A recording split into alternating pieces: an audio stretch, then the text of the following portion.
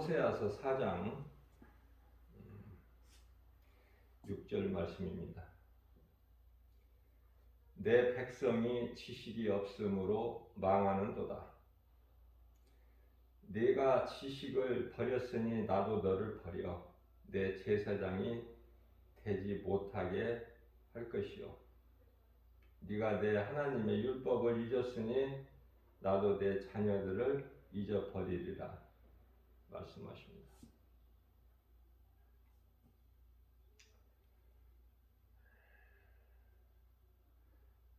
하나님을 알지 못하고 살아가는 인생은요, 이 땅에서도 불행자로 살게 되는 것이죠. 왜냐하면 그 속에 생명이 없기 때문에.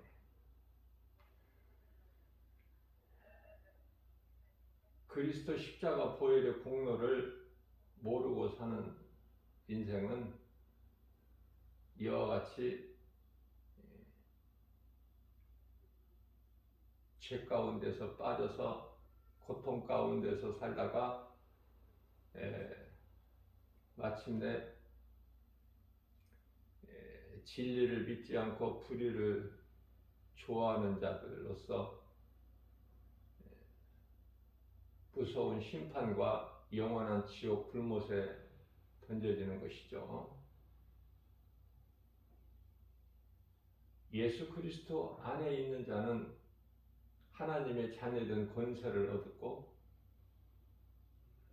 주님 은혜와 사랑에 감사하면서 기쁘게 주님을 찬송하는 삶을 사는 행복자로.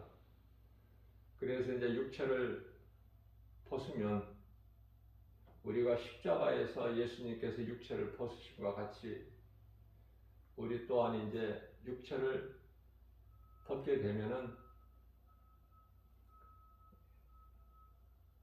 사도 바울이 보고 온 것처럼 영원한 그 나라의 장막집이 예비되어 있으니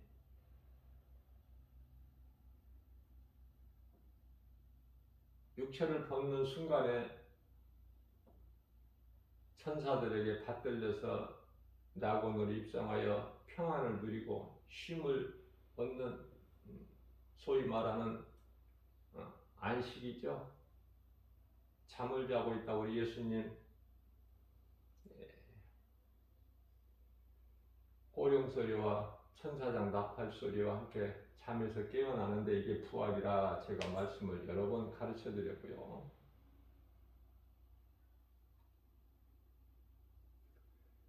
우리 예수님께서 이제 공중에서 혼인잔치가 이루어지게 되면은 그동안에 이 땅에서는 환란이 있게 되죠.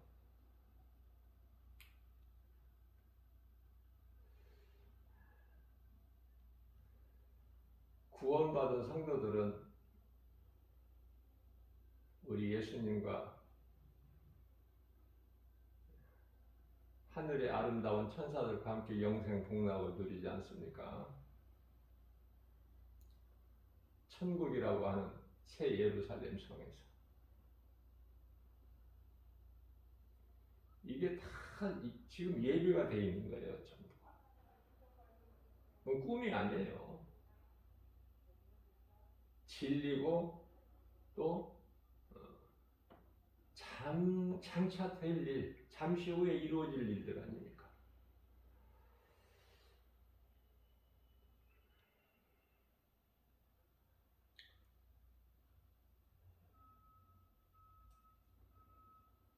소위 말하는 7년 환란이라고 그러는데 성도들은 구원받은 성도들은 이 7년 환란과 상관이 없죠. 환란 전 구원이 성경적이기 때문에 그래요. 노아 시대에 노아와 그 가족을 방주 안으로 다 들어가게 하시고 일주일 있다가 비를 내리셨잖아요. 뭐 물속에서 심판 속에서 구원하신 게 아니잖아요. 그러니까 하나님의 말씀을 성경적으로 우리가 이해하고 믿으면 쉬워요. 성경이.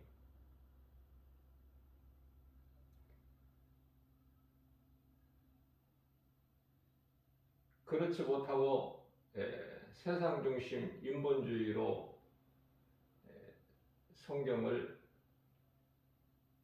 이해하려면은 도무지 알 수 없고 풀리지도 않는 것이 성경이에요. 쉽기도 하고 어렵기도 하고.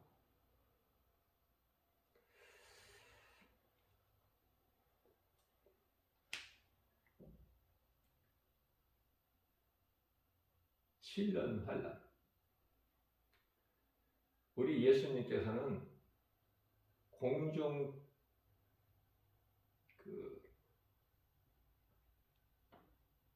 혼인잔치를 위하여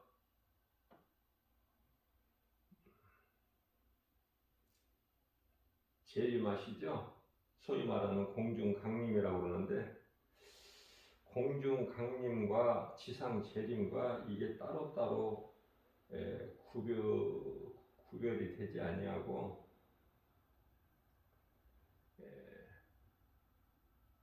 분명한 것은 예수님 호령소리와 천사장 나팔소리와 함께 우리 예수님이 다시 오신다. 또 요한계시록 11장 15절에서 일곱째 나팔, 그러니까 마지막 나팔이죠. 마지막 나팔, 일곱째 나팔이 울릴 때 우리 예수님께서 지상으로 재림하시게 되는데요. 그때야 이제 비로소 이 세상 나라가 주의 나라가 된다고 말씀을 하고 있습니다. 그래서 우리 예수님 재림을 다시 오시는 것을 공중재림, 지상재림 따로따로가 아니라 하나로 봐야 돼요.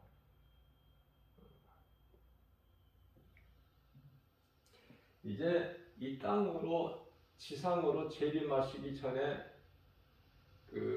먼저 낙원에서 잠자고 있는 구원받은 성도들하고 혼인잔치가 먼저 이루어지는 과정이 있을 뿐이죠. 예수님의 재림은 한 번이에요. 두 번이 아니라 성경적으로 보게 돼요.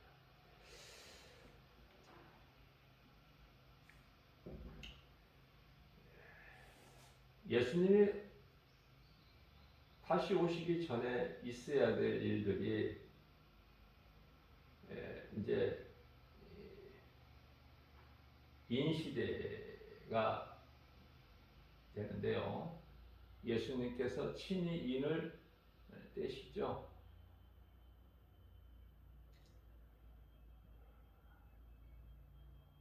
다섯째 인을 떼실 때 순교자들의 타는 소리가 있게 되고, 그 타는 소리는 세상은 들을 수가 없어요. 우리 예수님만 들으시기 때문에.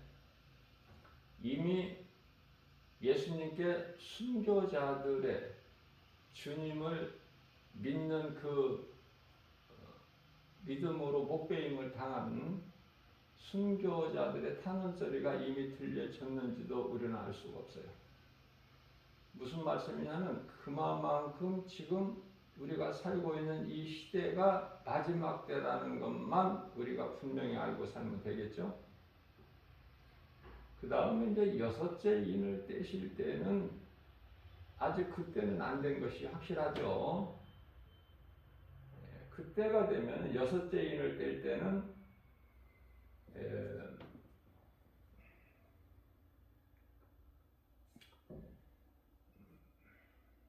요한계시록 6장 12절 말씀이죠. 해가 빛을 잃고 검은 실로 짠 상복같이, 그리고 이제 달이 핏빛으로 되고 별들이 하늘의 별들이 대풍에 익지 않은 무화과 열매가 떨어짐과 같이 하늘에서 별이 떨어지게 되는 거예요. 지금 그때는 아직 이르지 않았잖아요. 지금 가운데에서 지금 우리가 살고 있어요. 그렇기 때문에 이게 이제 다섯째 나팔, 여섯째 나팔 이거가 우리가 생각하고 있는 만큼 예수님께서 그동안에 2000년 동안에 안 오셨기 때문에 이 기간도 오랜 기간이 소요될 것이다라고 생각하기가 쉽지만은 주님 뜻대로 되는 거예요. 지극히 짧은 기간이 될 수도 있고 그렇기 때문에 우리는 깨어 있어야 되죠. 말씀과 기도로. 말씀과 기도로 깨어 있는다는 것은 성도로서의 기본이에요. 기본. 우리 생각으로 마태복음 25장에서 열처녀 비유로 말씀하신 것 같이 우리 생각으로 살아가는 것이 아니라 하나님 말씀 중심으로 우리가 늘 영적으로 말씀과 기도로 깨어 있는 것이 중요하죠. 이와 같이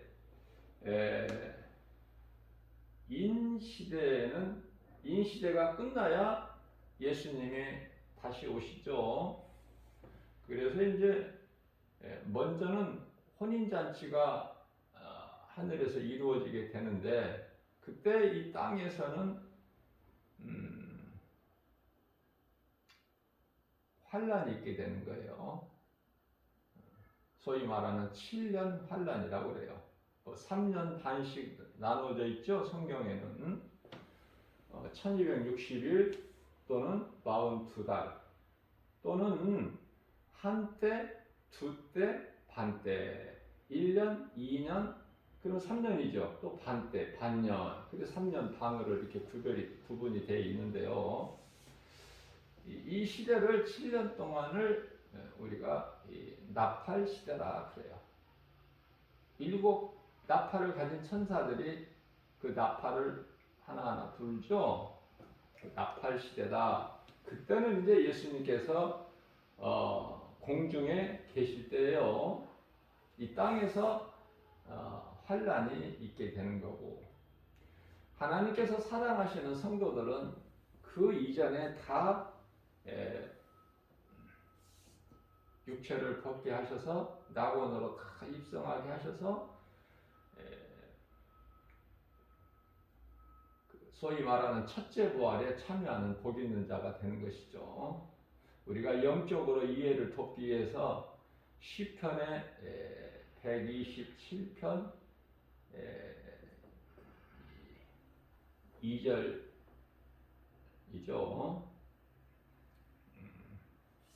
2절에서 3절. 무슨 말씀이냐면 하나님께서 사랑하시는 자에게는 잠을 주시는도다. 이 말씀이죠. 그래서 영적으로 우리가 이해를 하게 되면은 그 낙원으로 입성해서 그곳에서 먼저 죽은 이 육체를 벗고 낙원에서 지금 잠을 자고 있는 믿음의 선진들과 함께 그곳에서 쉼을 얻고 있다가 이제 부활되는 것을 첫째 부활이라고 그래요. 생명의 부활이죠. 요한복음 5장 29절. 그런데요, 예수님께서 공중으로 오셨을 때에 이 땅에 환란이 있게 되는데 먼저 전 3년 반 환란에는 이제 땅에 남아있는 자들이 있어요. 땅에 남아있는 자들 하나님께서 두셨는데 그게 유대인들이고 또 유대인들의 구원을 위하여 하나님께 입맞은 종들이 남아있게 되는 거예요. 그들이 이제 순간적으로 다 그들의 전도를 통해서 유대인들이 다 영원히 구원받고, 그래서 데살로니가전서 4장 16절에서 18절 말씀하는 그 말씀이 여기에 해당되는 거예요. 그 말씀이 이루어지는 거 아닙니까? 그래서 함께 낙원에서 먼저 죽은 자들과 함께 이제 공중에서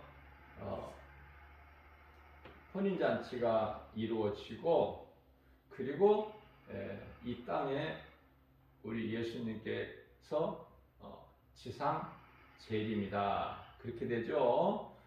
자, 그래서 요한계시록 11장 15절에 우리 예수님께서 이 땅에 오심으로 인하여 이 세상 나라가 주의 나라가 되는 것입니다. 자, 그러면은 이제 남은 것이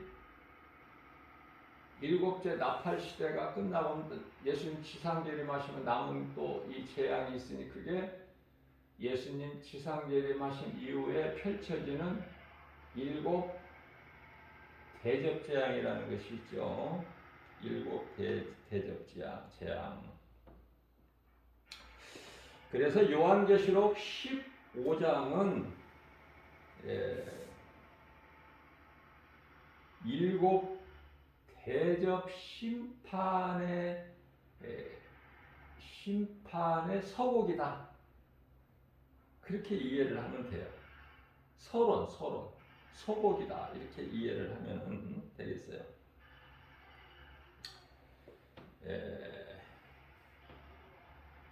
뿐만 아니라 요한계시록 15장에 보면은 구원받은 성도들의 모습이 있죠. 구원받은 성도들의 모습인데 그게 이제 불이 섞인 유리바다인데요. 사실 참 이해하기가 결코 쉽지가 않죠. 이 부분이 불이 섞인 유리바다. 우리가 이제 이 성경적으로 보게 되면은 불이 섞인 유리바다라는 이 단어가 우리가 홍해를 이스라엘 백성들이 애굽에서 광야로 옮겨질 때 그 홍해가 갈라지고 이스라엘 백성들이 다 육지같이 건넌 이후에 어때요? 뒤따라오던 애국 군사들이 그 다 물에 잠겨버리는, 그래서 아무 일도 없었던 것처럼 그 바다에 그 물이 합쳐지고 그 위에는 햇살이 비춰지고, 그래서 불이 섞인 유리바다다, 이렇게 말씀하고 있는 것입니다.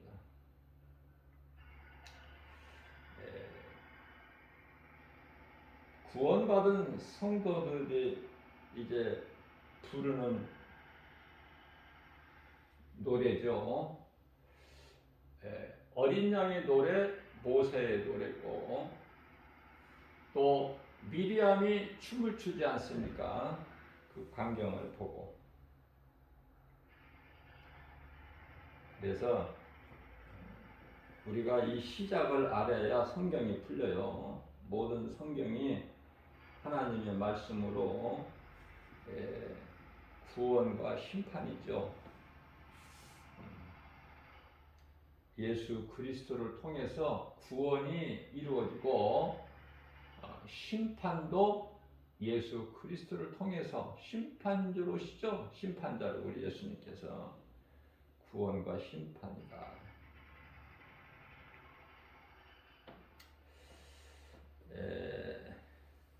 짐승과 우상과 그 이름 숫자.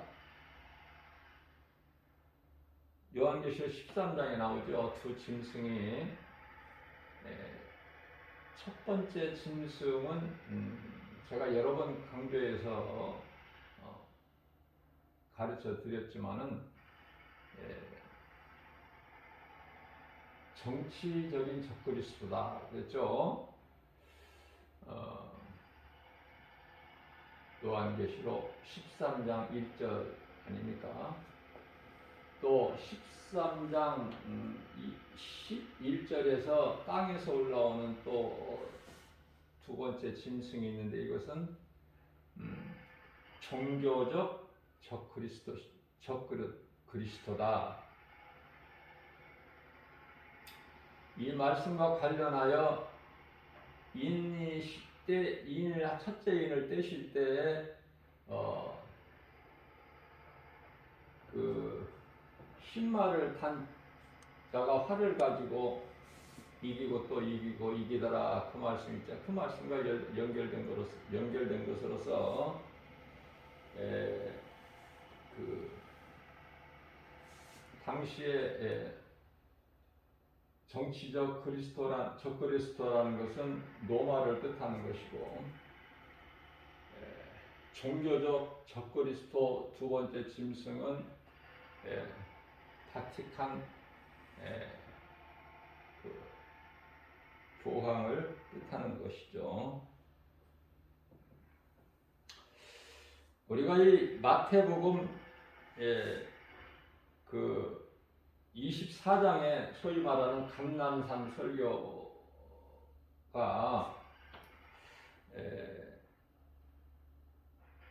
우리 예수님께서 목요일 밤에 잡히시고 금요일에 십자가에 달리시는데 그 고난주간에 화요일 날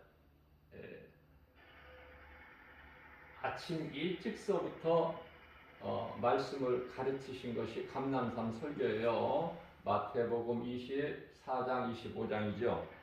그 가운데 이제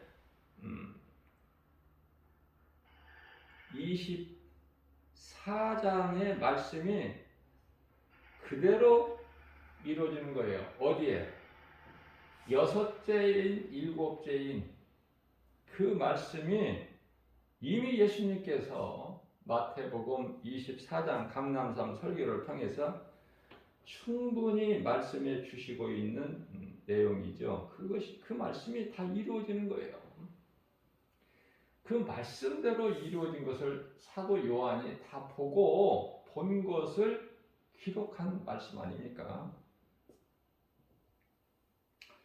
자, 그런데 이제 요한계시록 13장의 4절 말씀을 보면은 용이 그 권세를 주는 거예요.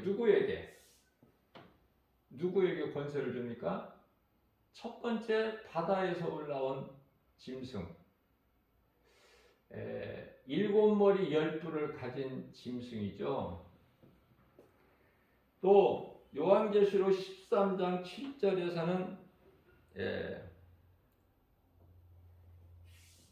이방 족속을 다스리는 모든 이방 족속을 다스리는 권세를 주셔요. 그렇기 때문에 모든 것이 사탄의 활동서부터 이 두 짐승, 여기 두 짐승이라는 것은 사람이에요. 사람. 사탄 마귀가 아니라. 그래서 성경을 자세하게 보게 되면 용은 이제 사탄 마귀를 뜻하는 것이고요. 옛뱀. 그리고 이제 용이 권세를 준다고 말해요.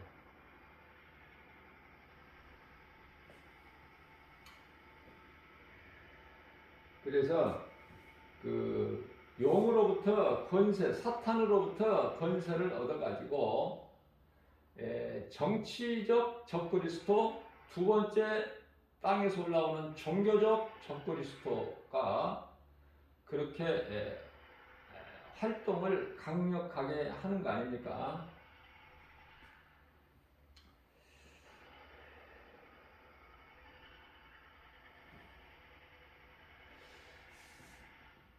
우리가 이 하나님 말씀을 통해서 이 성경을 배워가는 것은 참으로 귀하고 복 있는 것이죠. 왜냐하면은 사람이라면은 하나님의 은혜로 산다는 것을 깨닫고 감사하고 기쁘게 찬송하는 것이 사람의 창조된 목적이고, 또한 전도서 12장 13절에서 말씀하고 있는 사람의 본분 아닙니까? 그런데요, 사람이 하나님을 알지 못하면 앞서 전한 대로 하나님 은혜 안에서 감사하며 사는 사람들은 행복자지만 천국이 예비되어 있는 하나님을 모르고 사는 사람들의 인생은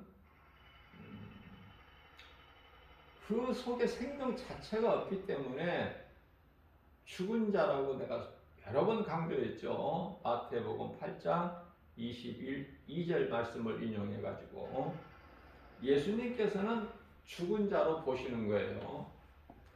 자, 죽은 자들이, 다시 말하면 예수님을 모르는 죽은 자들은 아직도 그대로 죄 가운데 있어요.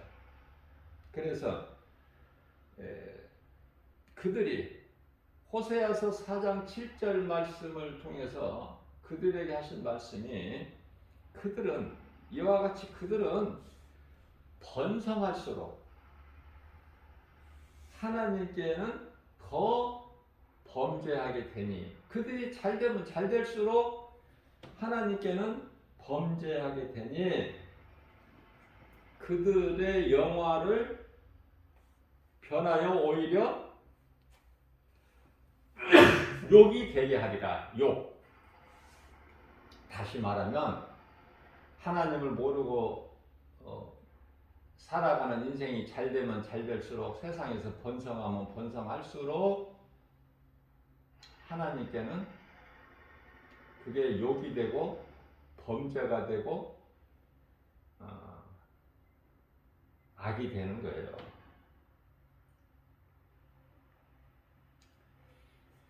자, 그렇다면은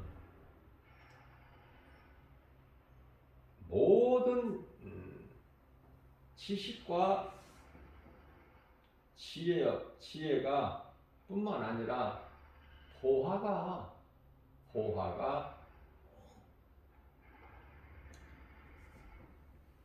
예수 그리스도 안에 있다고 골로새서 2장 3절에서 말씀을 하고 있어요.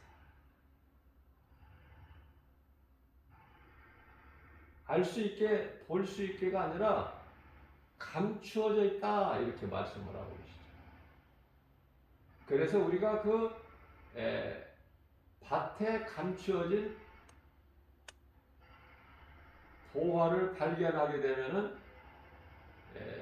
자기 집으로 가서 자기 소유를 다 팔아서 그 보화가 감추어져 있는 밭을 사지 않겠느냐, 우리 예수님께서 비유로도 말씀해 주셨죠.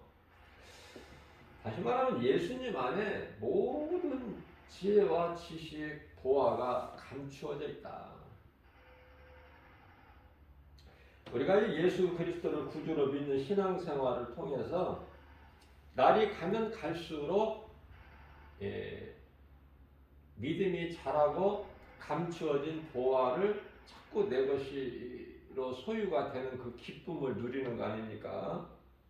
그래서 하나님 말씀을 깨달아가면은 큰 기쁨을 누리게 되는 거예요. 다시 말씀드리면은 세상 지식이 아니죠. 골로새서 2장 8절 말씀에서 세상 철학은 귀신이 속이는 헛된 속임수라, 이렇게 말씀을 하셔요. 미혹하기 위하여,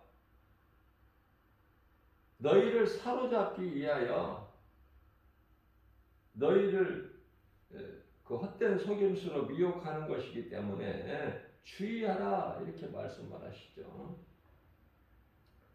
사람의 전통이나 세상의 그 학문, 그것을 따르는 것이지 그리스도를 따르는 것이 아니다. 뭐가? 철학이. 철학. 그렇기 때문에 이 말씀과 관련하여 전도서 12장 12절에서 많은 책을 쓰고 책들을 짓는다는 건 책을 쓰는 거 아닙니까? 그것은 끝이 없다는 거야, 끝이. 그래서 세상에 이와 같이 책이 많아. 엄청나죠, 그 책이. 끝이 없다는 거야. 그리고 세상 지식 많이 공부하는 것은 몸을 피곤하게 하느니라. 이렇게 말씀을 하셔요.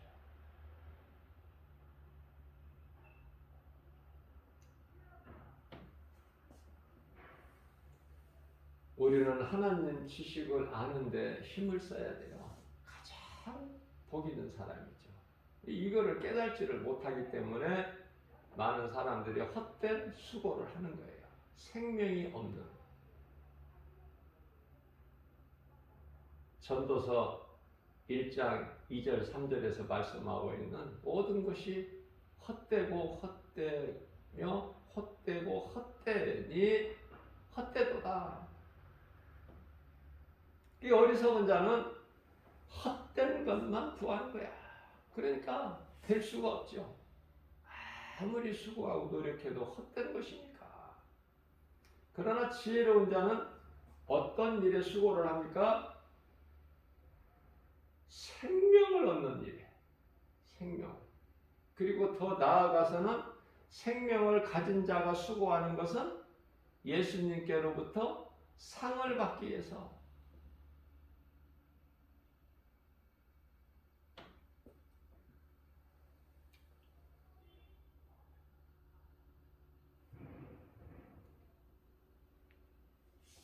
요한계시록에 이 천년왕국설이 있는데 요한계시록 20장 말씀을 두고 그것도 우리가 성경적으로 보게 되면은 사람들이 정확하게 알지를 못하기 때문에 천년왕국설이라 그래요. 천년왕국설. 설자를 붙인 거야. 천년왕국인데 사람들이 설자를 붙인 거야. 이런 설도 있고 저런 설도 있고. 그런데요, 그거 가지고 견해도 여러 가지지만은 다 교리도 다르고 하지만은 하나님의 말씀을 믿음으로 나아가게 되면은 쉬운 거예요. 어렵지가 않아. 전천년설이 있고 무천년설이 있고 후천년설이 있어요. 간단하게 제가 말씀을 드리면 전천년이라는 것은 천년왕국 시대가 펼쳐지기 전에 예수님이 이 땅에 재림하시는 거예요. 전천년이. 너무나 이거 성경적이 아닙니까? 이거 어렵습니까? 그런데 왜 이렇게 많은 사람들이 어렵게 대하는지 모르겠어요. 천년왕국이라는 그 시대는 예수님께서 약속하신 다시 오실 예수님이 다시 오셔서 이 땅에서 이루어지는 거야. 사탄을 천년 동안 무적에게 가두고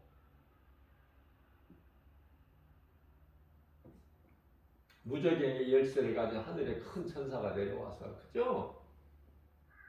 마태복음 20장 1절에 말씀 그대로. 어려울 게 뭐가 있습니까? 그러나 이 무천년을 주장하는 자들은 또 천년왕국 시대라는 것은 뭐 없다는 거예요. 다시 말하면은 예수님 초림서부터 재림까지가, 다시 오실 때까지가 이게 천년왕국 시대다. 그렇게 말을 해요. 성경적이 아니잖아. 또 후천년을 주장하는 교단은 또 뭐죠? 예수님께서 천년 왕국이 다 끝난 이후에 오신다는 거야. 그것도 성경적이 아니야.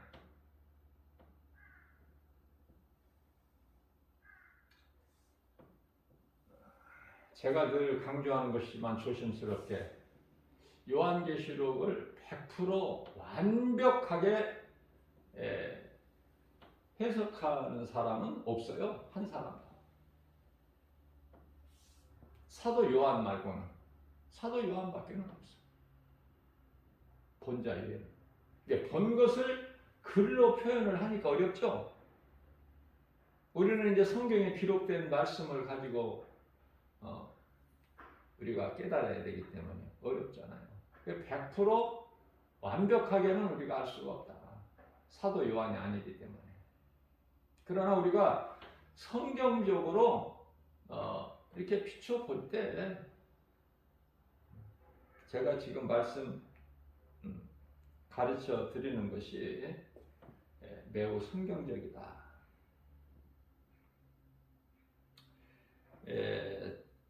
두 증인에 대해서도 여러 설이 있어. 가지각색이야. 이것도 저는 어렵지가 않아. 두 증인이라는 것은 여러 학설이 있지만 신학자들도 다 다른 견해들을 가지고 있지만은 제가 볼 때는 그렇게 어렵지가 않은 것 같아요. 그 두 증인은 모세와 엘리야라고 이해를 하면은요 성경적이 아닌가. 저는 그렇게 성령께서 감동을 주셨기 때문에 제가 이렇게 가르쳐 드리는 거예요. 담대하게, 주저함이 없이.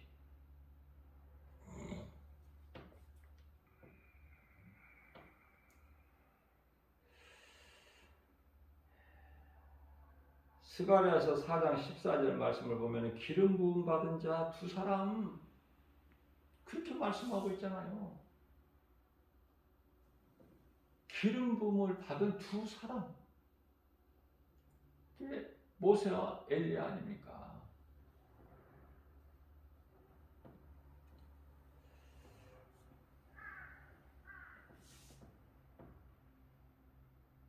우리는 주님을 알아가는 일에 수고하고 힘써야 돼요.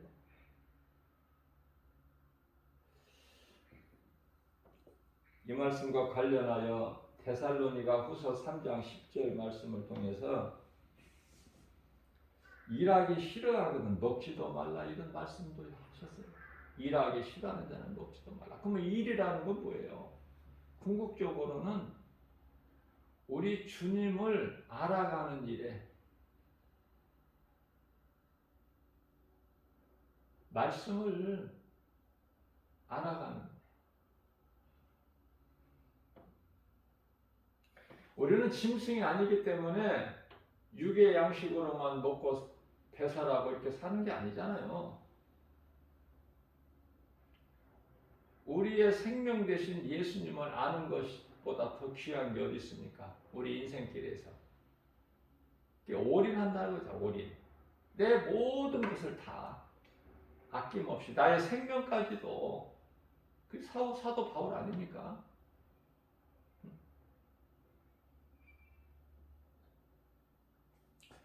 인간의 죄성악성 독성이라는 이 죄의 습뿌리 때문에 다윗도 하나님께 크게 범죄했고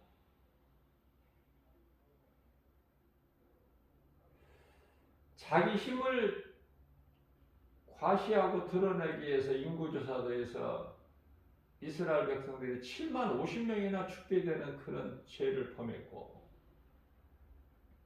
다윗 한 사람으로 인해서 또 밧세바의 간음 사건으로 인해서 큰 죄를 범한 다윗이죠. 그러나 우리는 다윗이나 또 예수님을 모른다고 그것도 3번이나 부인한 베드로의 그 범죄를 통해서 우리가 낙심하지 않고 힘을 얻을 수 있잖아. 위로를 받을 수 있잖아요. 왜? 믿음의 선진 그들도 하나님께서 다윗을 두시고 사랑하셨기 때문에 내 뜻을 이룰 자다. 다윗에게.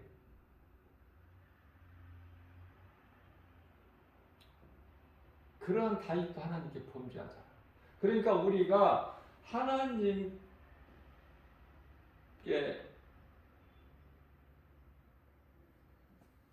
죄 없이 살 수 있나요?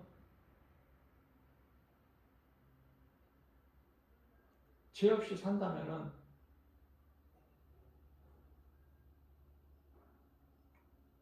날마다 회개할 것도 없죠.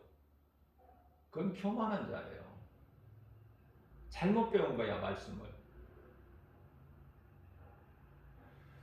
그래서 이 소위 말하는 이 구원파가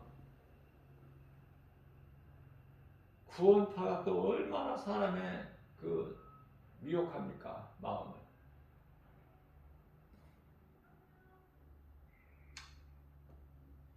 (1년에) 뭐 한 2번 정도는 집회를 여는 것 같은데, 큰 장소를 빌려서 잠실 부장 같은 데 빌려가지고 체조 경기장이나 뭐 이런 데 엄청난 사람을 모아가지고 미혹하죠. 구원파.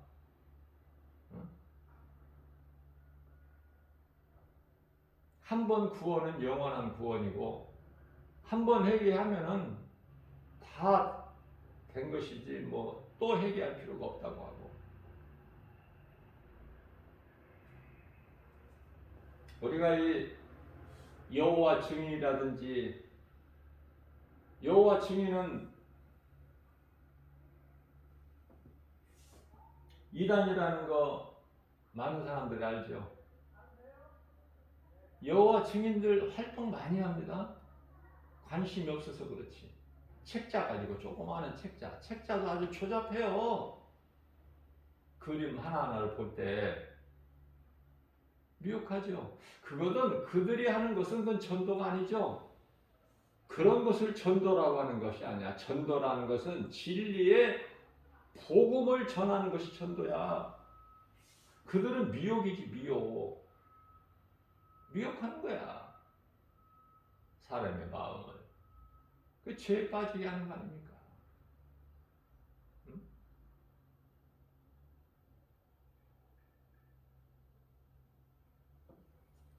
신천지는 이미 그 실체가 이번에 코로나19를 통해서 다 드러났어.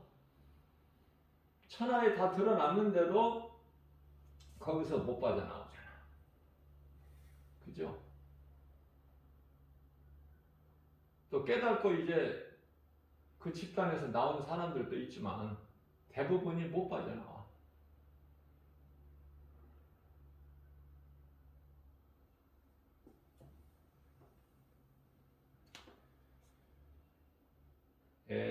뭐 이단이 뭐 한두 집단입니까? 다 말할 수 없죠.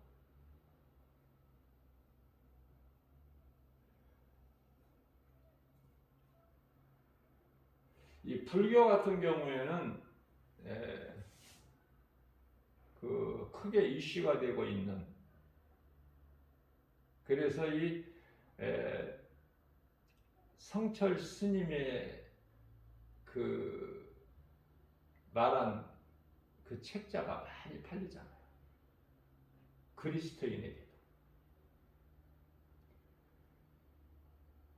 10년 동안을, 성철 스님이라는 사람은 10년 동안을 눕지를 않았다는 거 아닙니까? 잠도 앉아서 자고.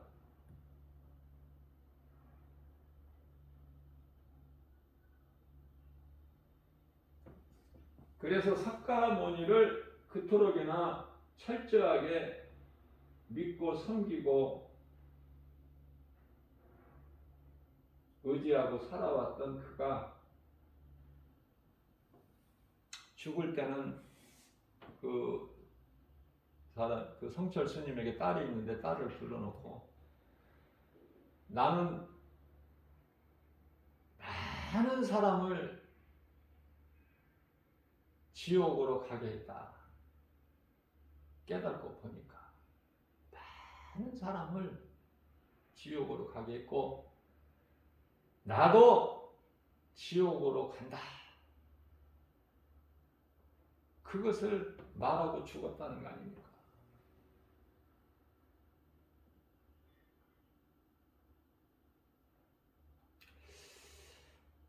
어떻게 보면은 나는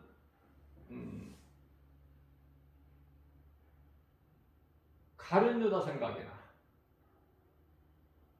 예수님을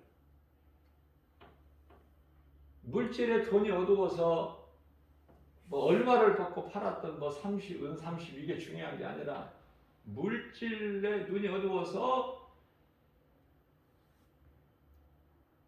예수를 팔았다는 거, 그거보다 더 큰 죄가 있어. 예수를 팔아버린 그 죄.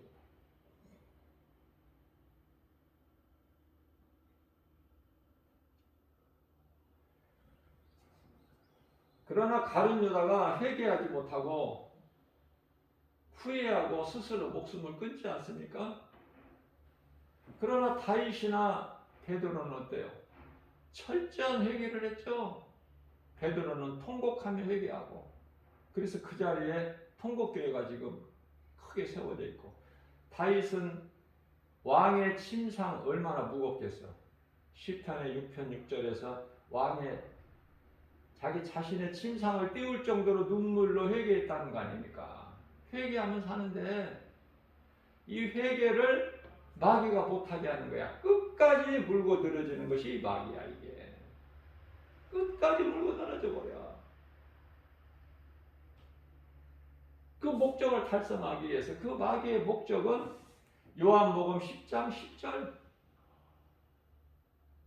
도둑은 도둑질하고 죽이고 멸망시키는 거.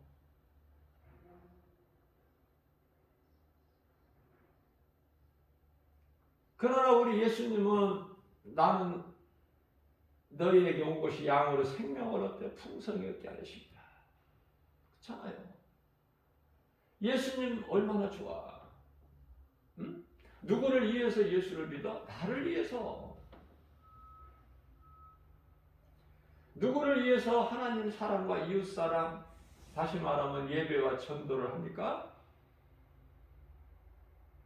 나를 위해서, 상 받기 위해서. 예수님 상 주신다고 말씀하셨고, 그 말씀이 믿어지는 사람은 몸소 실천하는 거잖아요. 그것을 행함이라고 하는데, 행함에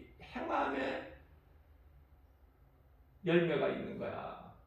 우리 예수님은 그 열매를 보신다는 거 아닙니까? 마태복음 7장 20절에서. 그런데 그 말씀들이 안 믿어지고 관심이 없어? 성철 스님 같은 사람도 깨달았으면은 그 얼마나 복이야. 그러면 이제 회개를 하고 예수님을 믿으면 되잖아. 영접하면 어떤 죄라도 예수님 앞에 자복하고 회개하고 예수님을 구주로 영접하면은 사는데, 죄 문제가 해결되고 예수님의 십자가 보혈의 공로에 그 은혜가 임하는데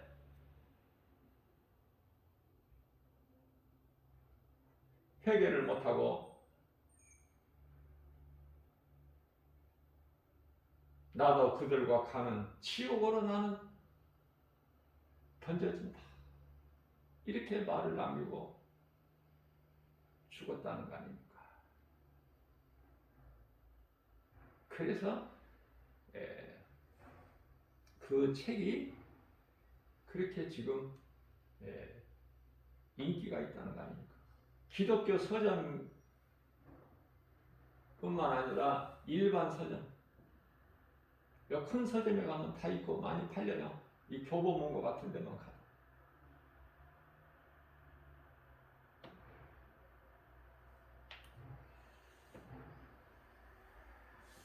광명한 천사같이 와서 미혹해. 고린도후서 11장 13절인가요? 광명한 천사같이. 그죠? 그럴 수밖에 없는 것이 사탄 마귀가 원래 천사였잖아. 원래는 천사장 그것도. 그러기 때문에 에덴 동산의 옛뱀은 어때요? 두 혀를 가졌잖아. 두 혀를.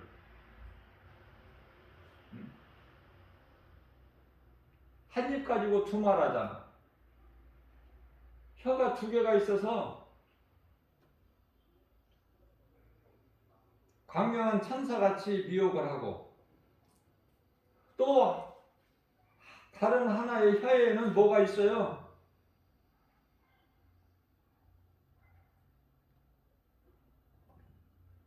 독이 있어. 독.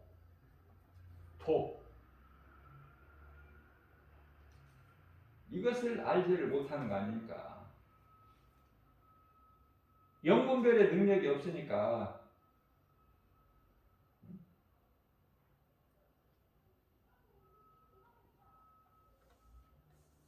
그래서 이 목사라는 사람들도 이 거짓 목사들이 그렇게 많아. 왜? 미혹돼 가지고 속아서 얼마나 불쌍합니까? 모르고 그들이 가는 길이 지금 무서운 심판과 불못에 해당되는 그 길을 가고 있으니. 고린도후서 11장 그 13절, 거짓 사도, 거짓 목사,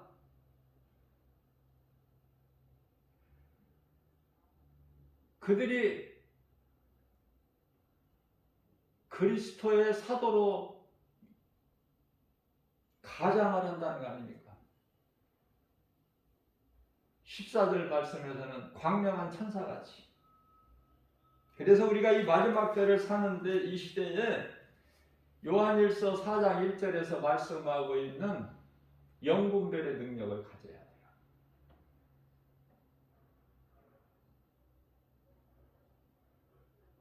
오늘날의 우리나라의 마지막 때 이 시대를 살면서 교회라는 간판을 걸고 또 성경적이 아닌 말을 하고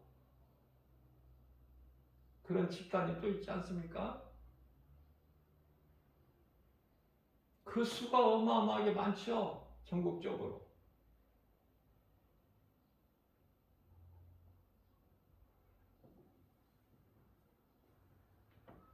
신천지는 알아도 그런 세력은 또 몰라. 가짜인 것을. 예수님께서 선지자는 이제 요한으로, 세례 요한으로 끝이라고 하셨는데, 내가 내가 그리스도고 성령이고, 이만희가 교주고, 그런 신천지는 아는데, 나는 선지자다, 하늘로부터 보냄을 받은 선지자다, 이렇게 주장하는 거짓된 목사, 거기는 왜 깨달지를 못해? 왜? 난 물어보고 싶어. 왜 헛된 일에 수고하고 있느냐고.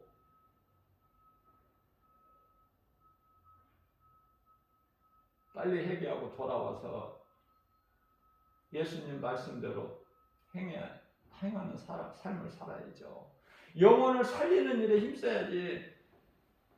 왜 영혼을 미혹해서 죽이는 일에 힘써? 성철 스님같이 되고 싶어서? 복음 전하는 전도자의 한 사람으로서 애통하는 마음으로, 사람의 힘으로 할 수가 없기 때문에.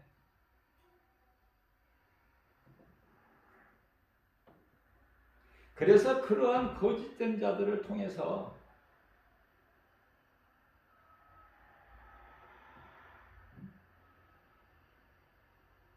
뭐 우리나라도 뭐죠? 민주주의 수호를 해야 되고 북한 평화 통일이 이루어져야 되고 무슨 우리 힘으로 어떻게 공산당을 없애? 우리 힘으로 되는 겁니까? 우리는 기도할 수 있는 권세를 주셨지 하나님께서. 그런 거 우리 보고 해결하라고 하신 게 아니잖아요.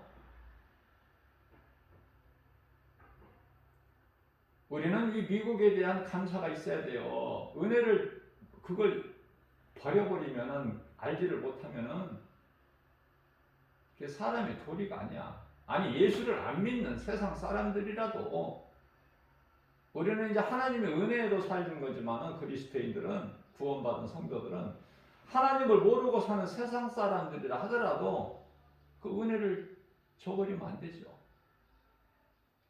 불과 7, 80년 전만 해도 우리나라 이 한국 땅이 어떻게 된 거예요? 뭐가 있어야 남은 것이 초토화돼가지고 기적을 일으키지 우리 하나님께서 미국을 통해서. 세상 사람들은 알지 못하지만은 그 선교사들을 통해서 복음이 들어오게 하고 우리나라가 이 많은 교회가 세워지고 많은 성도들이 있게 된 건 하나님의 은혜 아닙니까? 그러면은 하나님께서 직접 하시는 것이 아니라 미국이라는 큰 힘을 가진 그 나라를 도구로 삼으셔가지고 우리를 돕게 하셨잖아요. 미국에 대한 감사가 있어야 돼요, 우리나라는.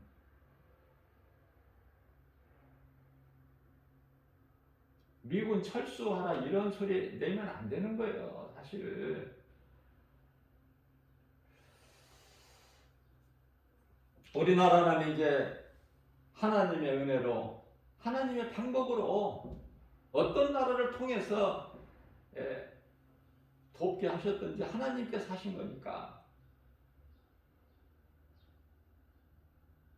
이제 세계 경제 10위 안에 드는 그렇게 하나님께 높여주셨잖아. 우뚝 세워주셨죠.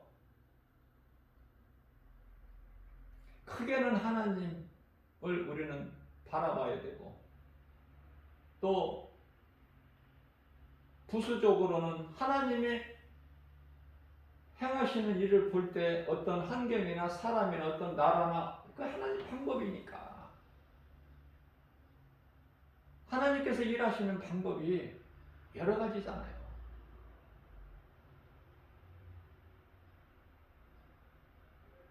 미국이 우리나라에 대해서 방위비를 올려야 된다고 뭐 이런 말도 하지만 그건 당연하고 있을 수 있는 일 아닙니까? 왜냐하면 미국이라고 해서 뭐 사람이 아니에요? 사람의 생각은 다 똑같다니까. 가져도 더 많이 가지려고 하고 그런 거 이해해야 돼요.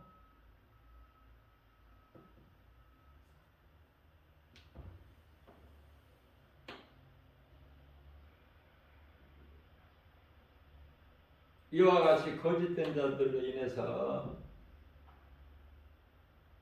디모데전서 4장 1절 말씀을 보게 되면은 이 마지막 때에는 후일에는 믿음에서 떠나 미혹하는 영과 귀신의 가르침을 따른다고 말씀하셔요.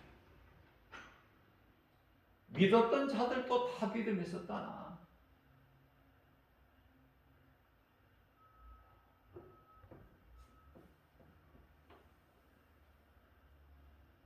이 거짓된 종교 집단을 말하다 보면은 이 로마 카톨릭 소위 말하는 이 천주교를 또 빼놓을 수가 없어요.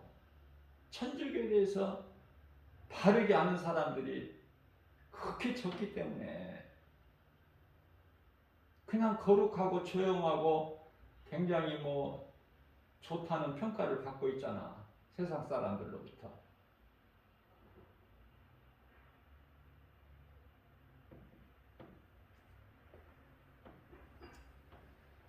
그 로마 이 바티칸 교황 그 작태를 한번 보세요. 얼마나 권세를 가졌는지 그리고 세계적인 영향력이 있잖아.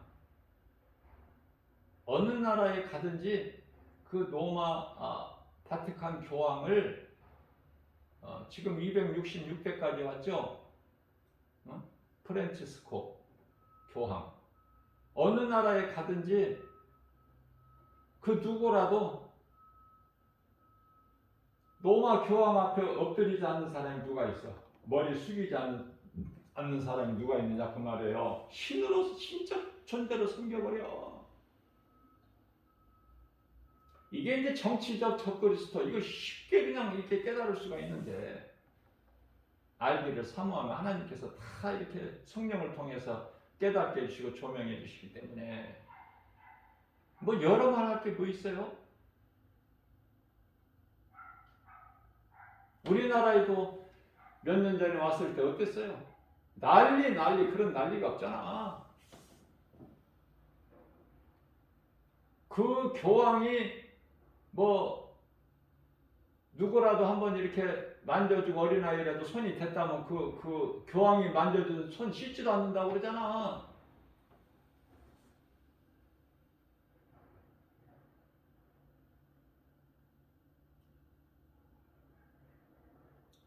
그렇기 때문에 저는 이렇게 생각해요. 빛과 어두움이 분명히 나누어진 것처럼, 함께할 수 없은 것처럼 진리와 거짓이 분명히 구별이 되는데,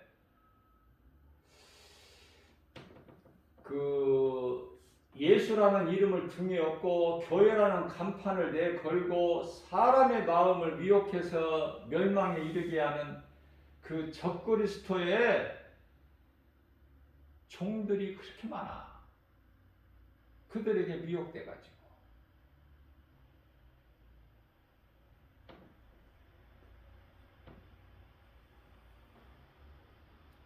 요한계시록 19장 20절에 보면은 다 그들이 무적에게 들어가 있어. 그것도 산채로.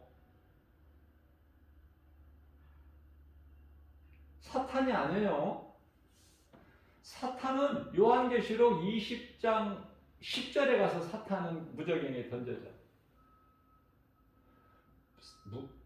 사탄 마귀를 그곳에 넣으려고 그곳을 문을 여니까 적그리스도 거짓 선지자들, 사람의 마음을 미혹하는 그 모든 종교 집단 이단들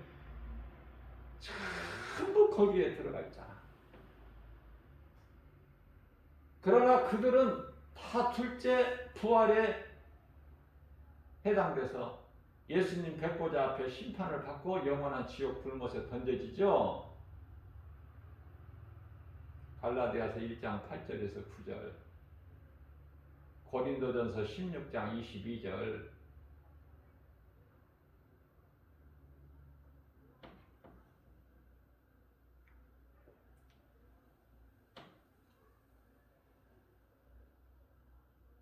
사도 바울의 영성을 본받아가지고 할 수만 있는데, 우리가 싸울 것은 혈과 육이 아니요 마귀와의 영적 싸움 아닙니까?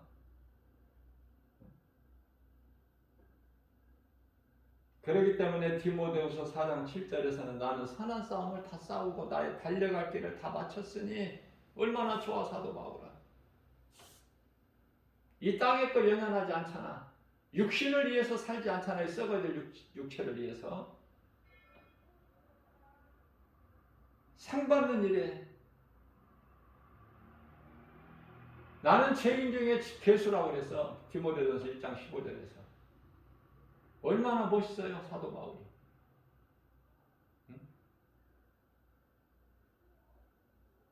그래서 주님의 은혜가 너무 감사해서 주님께 받은 사명, 생명까지 아끼지 아니하고 감당하는 일에 힘쓸 수밖에 없는, 예수님의 사랑을 깨닫기만 하면 주님을 위해서 못할 일이 뭐가 있느냐? 그거 아닙니까? 사도 바울의 영성이. 생명보다 귀한 게 어디 있어?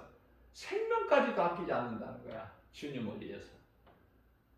그러면서 겸손한 또 고백을 하는데요. 디모데후서 4장 8절에서 이제 이후로는 나뿐만이 아니라 나는 그렇게 살아왔지만 이후로 이제 우리 오늘날 우리가 사는 사도 바울 이후의 시대를 살잖아. 우리가 지금 이 지극히 마지막 때를 이후로 이제 나와 같이 예수님을 사모하고, 다시 말하면은 지금 이렇게 살아가고 있는 이 세상이 다가 아니라 끝이 온다는 거, 끝이 온다는 거. 예수님과 결산할 때가 온다는 것을 알고 말씀과 기도로 깨어 있어서 예배와 전도의 삶을 통해서 내 이웃을 내 몸과 같이 사랑하는 그 말씀에 순종하여 복음 전하는 일에 힘써 일하면서 사는 인생이 되면 예수님의 제자로서 잠시 후에 받을 상이 사도 바울이 내가 받는 것 같이 받는다는 거 아닙니까?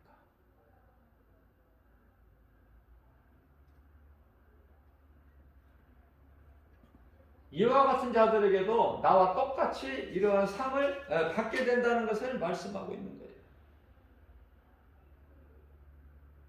재판장 되신 예수님께서 그날에 나에게 주실 그 상, 나에게 주실 것이며 또 나뿐만이 아니라 이와 같이 주님 다시 오실 날을 사모하는 그 모든 자에게도 상을 있게 된다는, 상을 받게 된다는 말씀 아닙니까? 얼마나 우리에게 힘이 되고 우리가 고난 있고 힘들더라도 우리에게 위로가 됩니까? 우리 육의 눈으로는 안 보이지만 천사들이 우리를 보호하고 있어요. 하나님의 말씀이 믿어지고 그 믿음으로 살아가는 성도들 한 사람 한 사람 하나님께서 천하보다 귀하게 여기셔서 하늘에 천사를 보내셔서 매 순간마다 세상 모든 시험 환난 가운데서 모든 전염병으로부터까지 다 지키시고 보호하시는 거 아닙니까? 우리 육안으로는 안 보이지만은 도단성에 있는 엘리사를 죽이기 위하여 아람 군대 수많은 사람들이, 병사들이 그 성을 에워싸도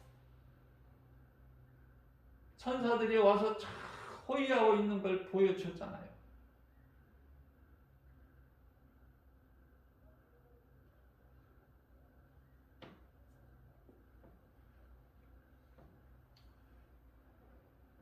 우리는 죄와 거짓과 어두움으로 가득한 이 세상을 살고 있기 때문에 이 세상을 사는 동안에 죄와 허물이 없이 살 수 없어요. 그래서 날마다 회개하게끔 하신 거야. 요한복음 13장 10절에서 목욕한 자는 발만 씻으면 된다. 발밖에 씻을 것이 없으니, 무슨 말씀이에요? 목욕이라는 건 구원받은 자, 예수 그리스도를 나의 구주로 믿는 그 믿음으로 구원받은 성도라면은 목욕한 자야.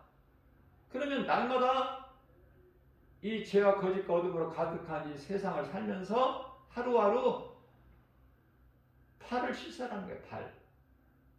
더러운 먼지를 씻어내라는 거야. 목욕을 했으니까. 그 말씀이에요. 그 말씀 안 좋아요?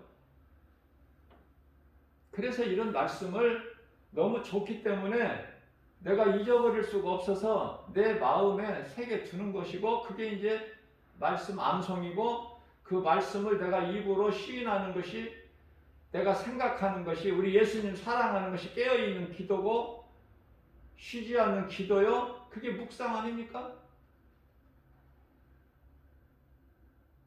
주의 말씀을 주야로 묵상하는 자는 복이 있는 사람이라고 그러죠. 많은 사람들이 생명보험 같은 것을 들어놓고 그러는데요.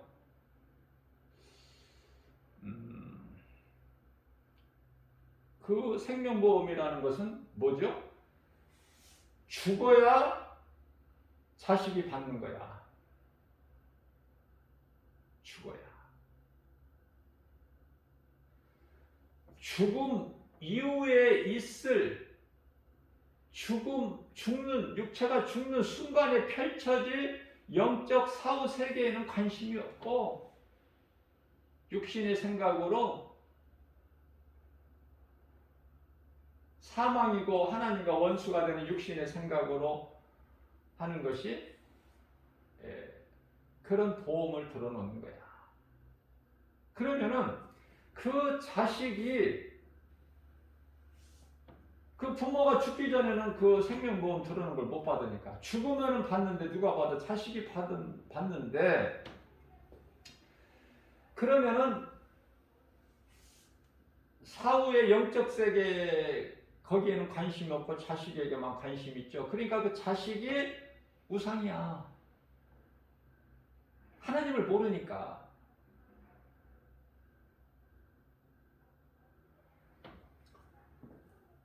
구원받은 성도들은 하나같이 내가 예수님을 사랑하면 자식은 내가 걱정 안 해도 하나님께서 그 인생을 도와주시고 인도해 주시고 복 주시고 무거운 짐을 져주시고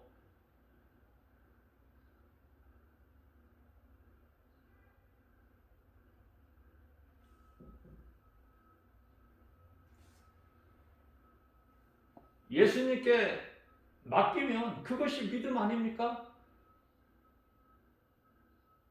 대표적인 인물이 다윗 아니에요? 시편의 55편 22절. 주님께 무거운 짐을 맡겨드리면, 주님을 의지하면 믿음으로, 그죠? 그러면은 우리 예수님께서 책임져 주셔? 안 주셔? 모른다고 하셔요? 다윗이 예수님께 믿음으로 맡겨드리는 것을 하나님께서 모른다고 하시느냐 그 말이에요. 그 짐을 져 주신다고 하시잖아요. 예수님께서 지켜주셔야지, 도와주셔야지 되어지는 인생 아닙니까? 그래서 솔로몬같이 복받은 사람이 전무후무하죠.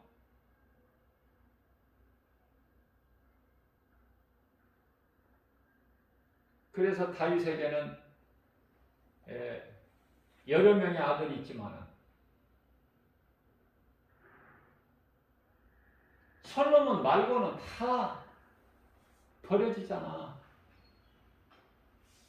다윗이 뭐 힘쓰고 노력하고 무슨 뭐 수고하고 뭐 고민하고 뭐 그래요? 아버지를 대적한 압살롬도 죽이지 말라고 그랬고 압살롬이 죽었다는 소식을 듣고 얼마나 눈물을 흘렸습니까? 다윗이. 다윗은 자기가 해결하려고 하는 게 아니야. 그런 자식도 사랑하는 마음으로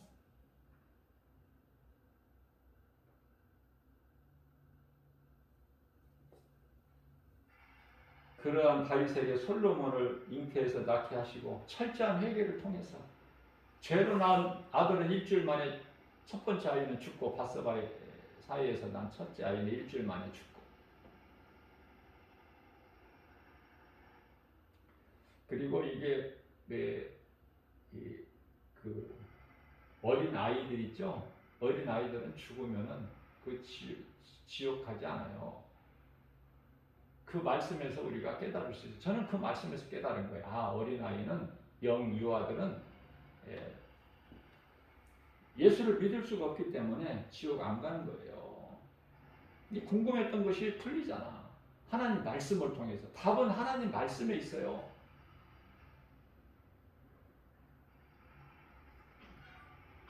그 말씀에 대한, 말씀을 모르고 또 말씀에 대한 그 아는 지식 없고 또 믿음이 없어서 그렇지. 모든 문제가 의심이 거기에서 오는 거 아닙니까? 믿음이 없어서.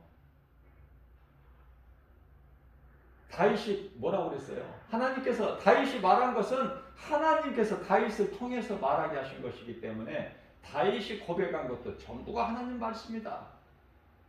뭐라고 그래서 다윗이 그 아이가 죽었다는 소식을 듣고 자리에서 벌떡 일어나서 금식하던 다시 일어나서 씻고 이제 막 음식을 먹죠. 그러니까 이제 밑에 그 사람이 물어봐요. 아니 왕은 왜 왕께서는 아들이 살아있을 때는 그렇게 기도하고 금식하더니 죽었다는 소식을 듣고 나서 왜 이렇게 이제 막 일어나서 이제 막 먹고 그럽니까? 먹고 마시고 왜 그럽니까? 그러니까 다윗이 너무 멋있는 말을 한 거야.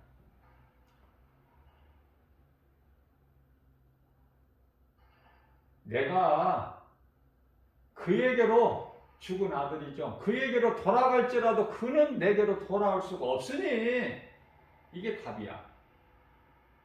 그러면은 그 아이가 지금 지옥 갔다면 다윗이 지옥으로 갑니까? 그 아이는 지옥 안 가요. 그걸 깨닫게 되는 거예요.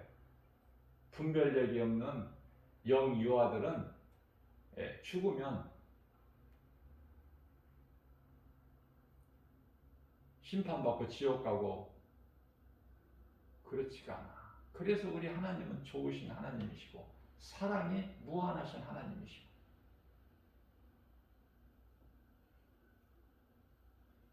그리고 내가 믿는 하나님은 어떤 분인가를 먼저 아는 것이 가장 중요한 거 아닙니까? 그래서 우리는 주님께 맡겨드리는 것이 믿음이에요. 내가 염려하고 걱정하고 무슨 내 생각으로 무슨 보험에 생명보험에 들어놓고 이것은 그 자식의 우상이야. 그걸 떨쳐버려야 우리 예수님이 기뻐하셔요. 하나님을 믿으면 되는 거야. 의지하면. 그렇게 하면은 시편의 68편 19절에 가서 우리 예수님께서 날마다 우리 짐을 져주신다는 거 아닙니까? 그렇기 때문에 예수님을 나의 주, 나의 하나님으로 믿는 구원받은 성도들은 뭐라고 고백해요? 예수님께서 다 우리의 짐을, 무거운 짐을 다 대신 져주시기 때문에 그 은혜와 사랑을 깨닫고 우리는 여전히 주님을 찬송하리로다. 이게 다윗의 신앙이고 고백이에요. 그러면 다윗의 고백이 우리의 고백이 돼야 되지 않겠습니까? 사도 바울의 영성이 우리 영성이 돼야 되잖아. 자꾸 좋은 것을 본받아야 되잖아요. 왜? 우리에게는 생명이 있기 때문에. 그 생명은 영원히 사는 생명. 이 생명을 누가 주셔서? 예수 그리스도께서. 예수 그리스도를 통해서 얻어진 생명이기 때문에 내가 예수님을 이하여 살고 예수님을 이하여 죽고 예수님을 사랑하는 마음이 있어야죠. 더럽고 추한 죄인, 쓸모없는 인생이 예수님의 은혜로 십자가 보혈의 공로로 새 사람이 되었기 때문에 나의 생명은 이제 예수님이시기 때문에 예수님 사랑보다 더 큰 것이 뭐가 있어 세상에? 없죠. 예수 그리스도를 통한 그리스도인이 받는 고난도 마땅한 거고 이상한 일이 아니야. 그래서 베드로 사도가 그렇잖아요. 너희에게 당하는 이 고난 이건 뭐 이상한 일이 아니다. 마땅한 것이다. 너희가 그리스도의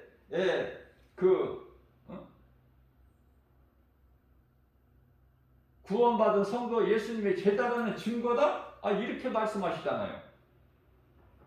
이상한 일이 아니라고. 마땅하고 당연히 무슨 말씀이에요? 그리스도인이 받는 고난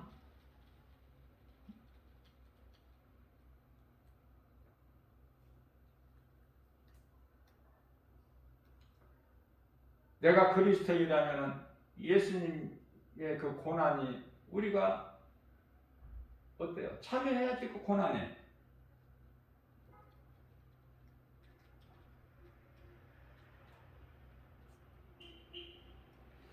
그 고난에 참여할 때 우리가 영원한 영광에 들어가게 된다는 거 아닙니까?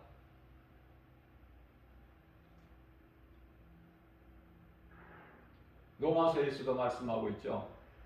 8장 18절이죠. 우리가 받는 고난은 잠시 당하는 것이나 잠시 받는 것이나 그 고난으로 영원한 주님의 영광에 참여하게 한다는 거 아닙니까? 베드로전서 5장 10절에서도 영원한 영광에 들어가게 하신 이에 잠깐 받는 고난, 그 예수님께서 잠깐 고난을 당한 너희를 친히 온전하게 하신다는 거예요. 우리를 강하고 견고하게 하신다는 거예요.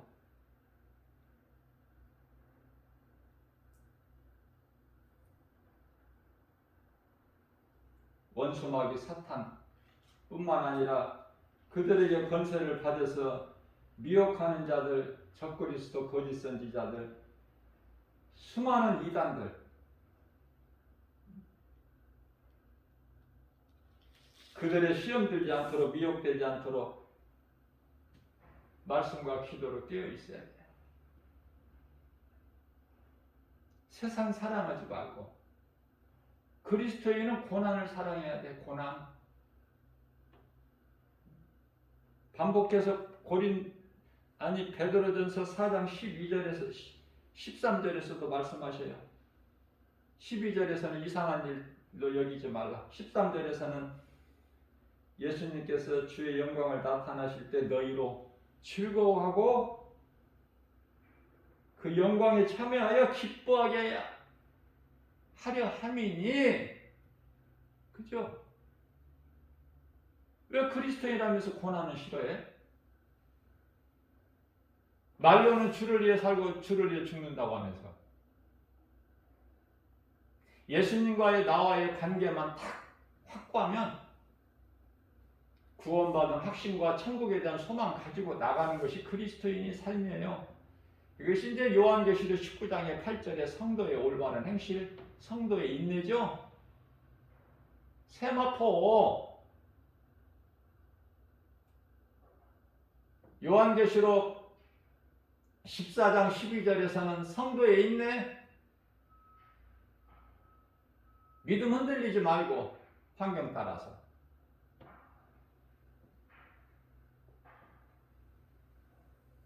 그래서 모세는 믿음으로 장성하여 바로 공주 아들 그 칭함을 얻기를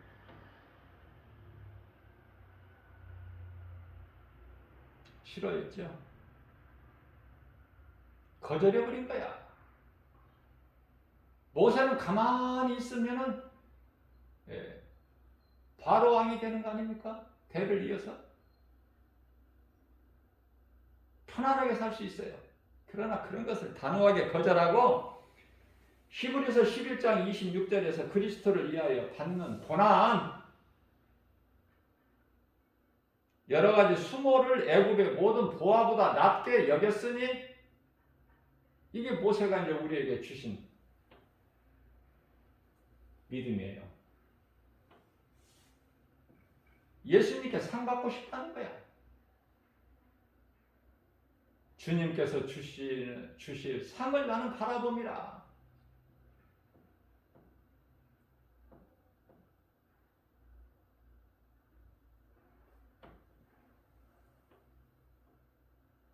그렇기 때문에 로마서 12장 1절 말씀을 통해서는 그러므로 형제들아 너희 몸을 하나님이 기뻐하시는 거룩한 산 제물로 드려라. 산 제물로 드려라. 무슨 말씀이야? 죽으라는 거야? 그 말씀 아니에요. 또 오해하지 마시고 오해하고 또 가서 죽어버리지 말고 산 제물로 된다고 제물이 된다고 또 죽지 말고 자기 목숨을 스스로 끊는 것은 전부가 다 이건 지옥이야. 뭐 두말할 것이 없어. 그게 성경이에요. 생명은 하나님 주권 있는데 자기 마음대로 힘들다고 괴롭다고 아니 또 뭐 예수님을 사랑한다 가서 어디 가서 팍 죽어?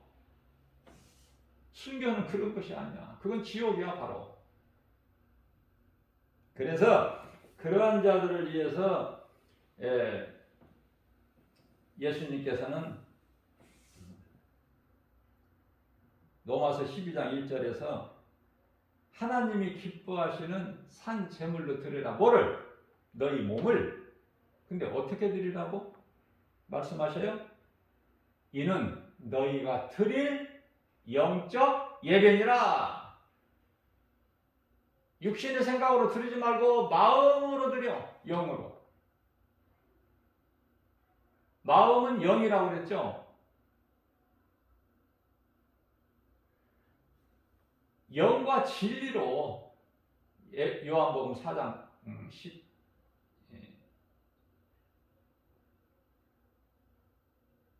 14절에서 말씀하고 있는 것처럼 하나님은 영이시니 24절이죠. 14절이 아니라 하나님은 영이시니 하나님을 예배하는 자는 영과 진리로 예배할지니라 이렇게 말씀하셨죠. 누가? 예수님이 친히 말씀하신 거야. 이거를 누구를 통해서 말씀하신 것도 아니고.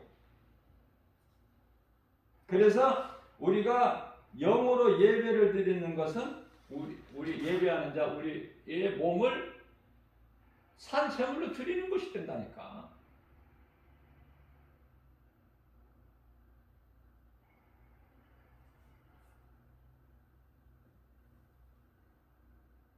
우리 눈에는 안 보이고 알 수 없지만 히브리서 아니라 로마서 12장 1절 말씀을 보게 되면은 먼저 육체를 벗고 낙원에서 지금 입성해서 있는 믿음의 선진들이 이 마지막 때를 사는 우리를 위하여 승리하게끔 끝까지 마치 고린도전서 9장 27절에서 24절에서 말씀하고 있는 그 상받게 하여 운동장에서 다른질하는 자들 같이 다른질하는 운동장에서 선수들이 뭐야 다 내려놓고 뛰잖아. 가볍게 하고 몸을 뭐 이거 중요하다고 내가 다 붙들고 뜁니까? 그런 선수들 봤어요? 신발까지도 최소한 무게를 줄이잖아. 연구하고 또 연구해서 상받기 하여 1등하기 위해서. 그잖아요. 똑같은 거예요. 우리 신앙생활. 그렇게 하라는 거야. 우리가 응원하고 있으니 응원한다는 거야.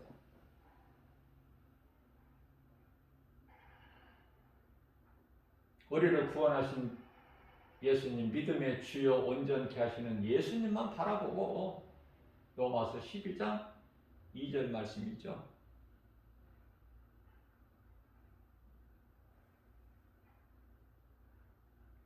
여기도 구원 있고 저기도 구원 있고 더럽고 가증한 하나님께서 가증하게 보시는 이 종교다원주의 WCC 우리나라에도 몇 년 전에 부산에서 열렸죠. 세계적으로.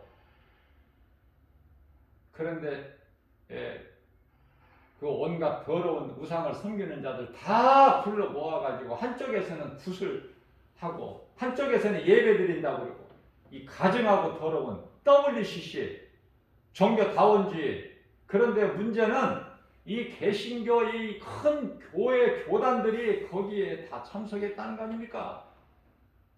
많은 사람들이. 에?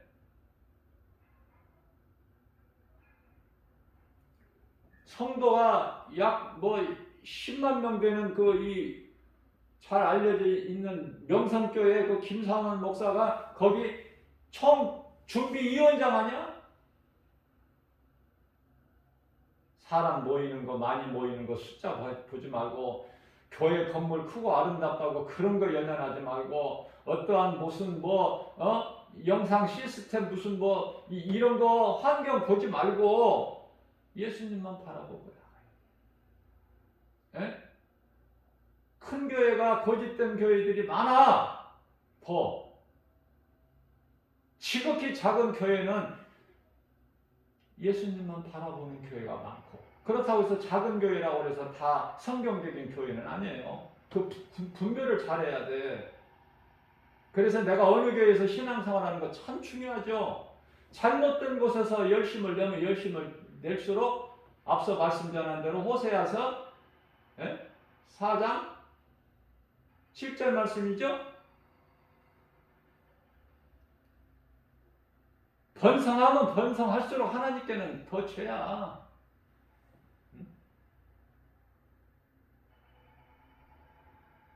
우리가 믿는 것은 진리 대신 예수 그리스도.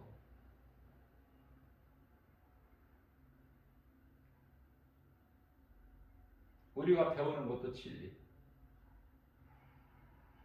거짓된 자들이 너무나 많다니까. 광명한 천사같이. 그래서 어떻게 와요?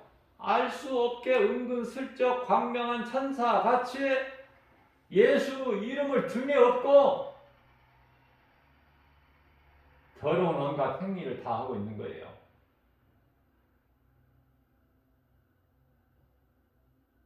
그런 자들은 그들이 행하기 내버려 둬라. 내가 다 처리할 테니. 그래서 그 처리를 어떻게 하시나 사도 요한이 기록한 계시록 말씀을 보니까 요한계시록 20장에 가서 답이 있어요. 제가 찾아보니까 12절 말씀이죠. 그들이 이와 같이 한 행위대로 심판하신다. 지옥 불못에 던져 넣어버리신다. 우리는 이쪽이 아니죠.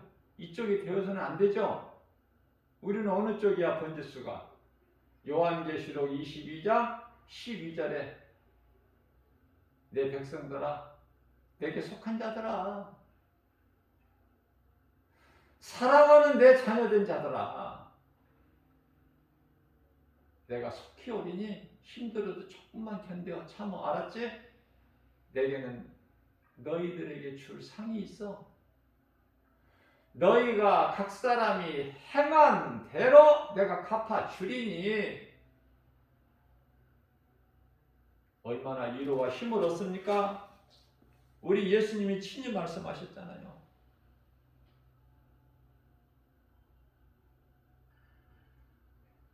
우리는 이단들을 보게 되면은 그 이단들을 우리가 구원하려고 어떤 사람들은 막 어떻게 구원하려고 하는데 우리 힘으로 그 구원하는 게 아니야. 그래서 그러한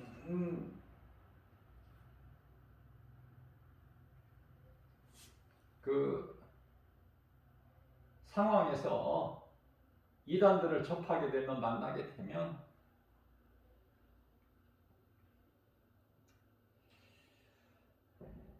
한두 번 경고하라고 그랬어요. 경고. 권면. 그 집단에서 나오면 좋겠다. 하나님께서 가증하게 여기시니 구원은 오직 예수 그리스도 뿐이니 사도행전 4장 12절 말씀 다른 이로서는 구원받을 수 없나니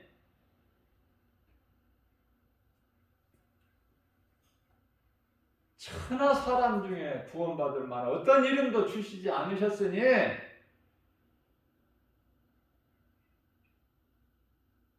그 집단에서 나와 사망길에서 생명길로 나와라. 그 진리의 복음을 어떻게 해요? 한두 번 훈계, 경고, 훈계, 진리를 선포해버리는 거야. 디도서 3장 10절 말씀이에요. 내 힘으로 어떻게 그들을 변화시키려고 바꾸려고 하지 말고 우리 힘으로 되는 것이 아니니까 하나님의 말씀의 능력으로만 돼. 스가랴서 4장 6절 사람의 힘과 능은 안 돼. 말씀의 능력으로만 돼. 그러니까 복음으로 훈계를 한두 번 하고 멀리 해버리라는 거예요. 멀리 해버려라. 얻어질 것이 없으니까. 분명하게 말씀을 하고 계셔요. 멀리 해버려라.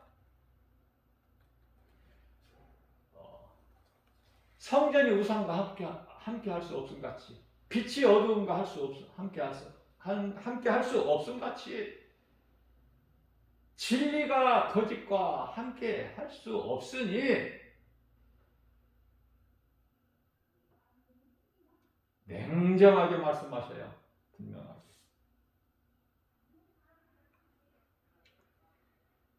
오늘도 우리에게 새날을 주셨어요. 어떻게 살아야 될 건가 답이 안 나와요? 아직도 아리송해?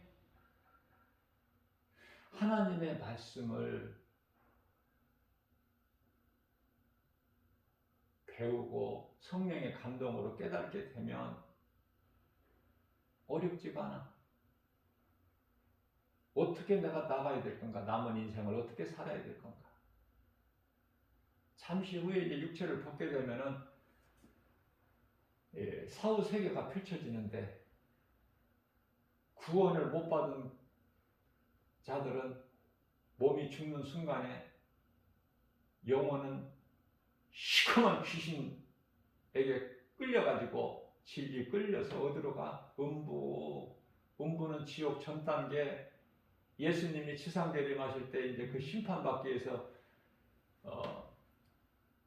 둘째 부활의 일로 되어서 심판의 부활, 둘째 부활, 요한복음 5장 29절에 그래서 이제 영원한 지옥 불못, 사탄, 원수, 마귀, 옛뱀, 용 들어가 있는 그곳에 던져지는 거고,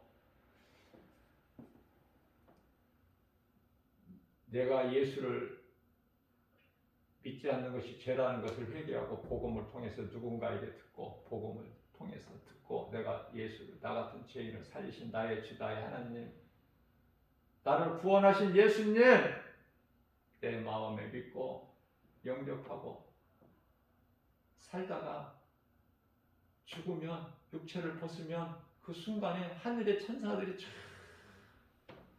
와서 내 영혼이 몸에서 나올 때까지 다 기다리고 있다가 빠져나오면 그걸 이제 사망에 죽었다고 그러는데, 사망. 이제 그렇게 되면 그 영혼을 쫙 천사가 받들어서 낙원으로 입성하는 거예요. 완전히 달라. 사망길과 생명길은. 복과 저주는 완전히 다르죠.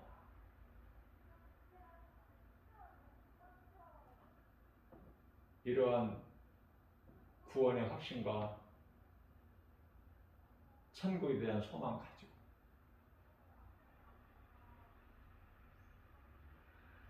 누가 뭐라 그래도 신천지가 미혹해도 구원파가 미혹해도 다 그걸 구별할 수 있어야 되겠죠.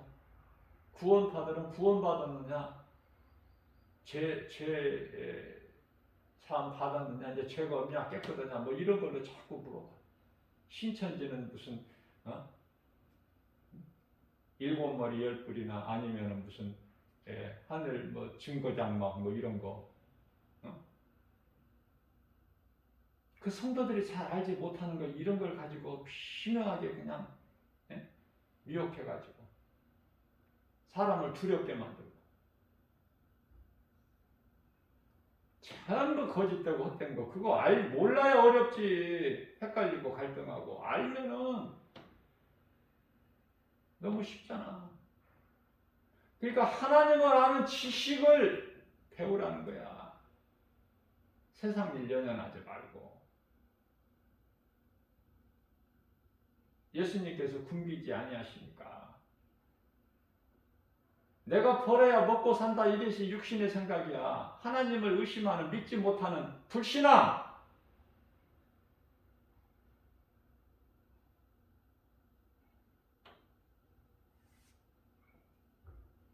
누구 말도 듣지 말고 우리 주님의 음성을 듣는, 하나님 말씀을 통해서